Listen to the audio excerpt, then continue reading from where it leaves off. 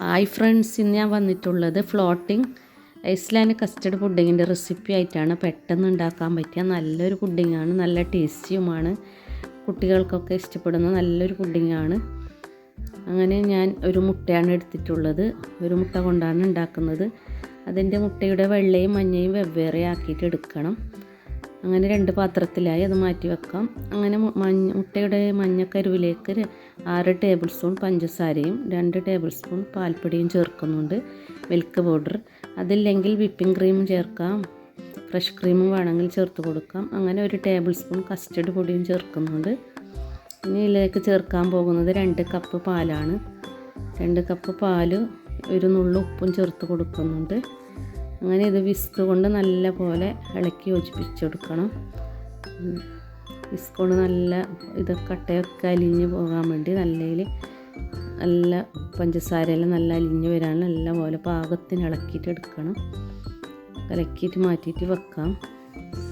നല്ല ഗസ്റ്റൊക്കെ വന്നിട്ടാകുമ്പോൾ ഉണ്ടാക്കാൻ പറ്റിയ നല്ലൊരു പുഡിങ്ങാണ്. പെട്ടെന്ന് ഉണ്ടാക്കാൻ പറ്റും. വീട്ടിൽ മുട്ടയും കസ്റ്റർഡ് പൊടിയും പാലൊക്കെ റെഡി ആയിട്ടുണ്ടാവുമല്ലോ. അപ്പോൾ നമുക്ക് പെട്ടെന്ന് ഗസ്റ്റൊക്കെ വന്നാൽ ഉണ്ടാക്കാൻ പറ്റുന്ന നല്ലൊരു പുഡിങ്ങാണ്. അങ്ങനെ അത് അങ്ങോട്ട് മാറ്റി വെക്കാം. ഇനി മുട്ടയുടെ വെള്ളയിലേക്ക് നമുക്ക് ഒരു നുള്ളു ഉപ്പ് ചേർത്ത് ബീറ്റർ കൊണ്ട് നല്ലപോലെ അടിച്ച് പതയാക്കിയിട്ട് എടുക്കാം. അങ്ങനെ ബീറ്റർ കൊണ്ട് ഇങ്ങനെ അടിച്ച് പകുതി ഇതായി വരുമ്പോൾ നമുക്കിതിലേക്ക് പഞ്ചസാര ചേർത്ത് കൊടുക്കേണ്ടതാണ്. അങ്ങനെ ഇത് ബീറ്റർ കൊണ്ട് നല്ലപോലെ അടിച്ച് പതിയായി വന്നിട്ടുണ്ട്. ഇനി ഇതിലേക്ക് 1.5 ടേബിൾ സ്പൂൺ പഞ്ചസാര ചേർക്കുന്നുണ്ട്.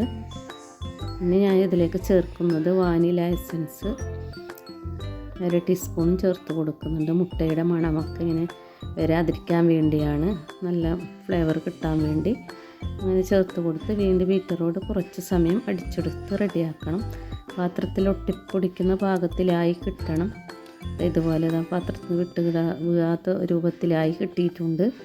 അങ്ങനെ ഇത് റെഡിയായി. ഇത് നമുക്ക് മാറ്റി വെക്കാം. ഇനി നമുക്ക് കസ്റ്റർഡും പാലും മാറ്റി വെച്ചിട്ടുണ്ടായിരുന്നില്ല. അത് ഒരു പരന്ന ഇതുപോലത്തെ പാത്രമെടുത്ത്, പരന്ന പാത്രമായാൽ മതി, ഏതെങ്കിലും പാത്രം മതി, നോൺ സ്റ്റിക്ക് തന്നെ ആണെന്നില്ല. അങ്ങനെ ഇതിലേക്ക് പാല് ഇത് മിക്സും ചേർത്ത് ഫ്ലെയിം കൂട്ടിയിട്ട് നല്ലപോലെ തിളപ്പിച്ചിട്ടെടുക്കാം. പെട്ടെന്നായി കിട്ടുന്നതാണ്, 10 മിനിറ്റ് കൊണ്ട് ആയി കിട്ടുന്നതാണ്. കസ്റ്റർഡ് പൊടി ഇട്ടതുകൊണ്ട് ഇത് പെട്ടെന്ന് വേഗം കുറുകി കിട്ടും. അങ്ങനെ ഇത് കുറുകി പാകമായി വരുന്നുണ്ട്. ഇത് ഈ പരുവത്തിലായി കിട്ടണം. ഇതിനേക്കാളും കുറച്ച് കട്ടിയായി കിട്ടാൻ വേണ്ടി വീണ്ടും നല്ലപോലെ ഇളക്കി യോജിപ്പിച്ച് റെഡിയാക്കാം. അങ്ങനെ ഇത് ഇതുപോലെ ആക്കിയിട്ട് എടുക്കാം. ഇത് പണ്ട് കാലത്തുണ്ടായ ഒരു പുഡിങ്ങിൻ്റെ റെസിപ്പിയാണ്. അങ്ങനെ ഈ മുട്ടയുടെ വെള്ള അടിച്ചത് നമുക്ക് ഒരു സ്പൂണ് കൊണ്ട് ഇത് ഇങ്ങനെ ഒരു ബോൾസ് രൂപത്തിലാക്കിയിട്ട് ഇതിൽ ചേർത്ത് കൊടുക്കാം.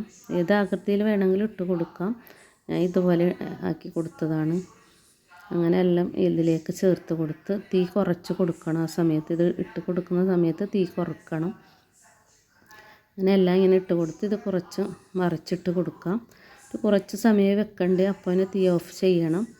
അങ്ങനെ ഇതിങ്ങനെ മറിച്ചിട്ട് കൊടുത്ത് എല്ലാം റെഡിയാക്കി എടുക്കാം. അങ്ങനെ നമ്മൾ പുഡിങ്ങൊക്കെ നല്ല റെഡിയായി പാകമായി, മധുരമൊക്കെ പാകത്തിനായി കിട്ടിയിട്ടുണ്ട്, നല്ല റെഡിയായി വന്നിട്ടുണ്ട്. ഇനി നമുക്ക് ഇതിന് മുകളിലായി ബദാമോ അണ്ടിപ്പരിപ്പോ അങ്ങനെ ചെറിയ പീസാക്കിയിട്ട് ഇട്ട് കൊടുക്കാം. പിസ്തയോ എന്ത് വേണമെങ്കിലും പീസായി ഇട്ട് കൊടുക്കാം, ഗാർണിഷ് ചെയ്യാൻ വേണ്ടി.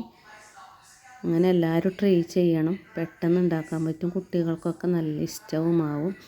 അങ്ങനെ ഇതുപോലെ ബദാമും പിസ്തയൊക്കെ ഇതിന് മുകളിലായി ഇങ്ങനെ വിതറി കൊടുക്കാം. നമുക്കിതൊരു പുഡിങ് ട്രേയിലേക്ക് മാറ്റി നമുക്ക് സെർവ് ചെയ്യാം. അങ്ങനെ ഈ വീഡിയോ ഇഷ്ടപ്പെട്ടാൽ ലൈക്ക് ചെയ്യുക, ഷെയർ ചെയ്യുക, സബ്സ്ക്രൈബ് ചെയ്യുക, ഫീഡ്ബാക്ക് അറിയിക്കണം. Thank you.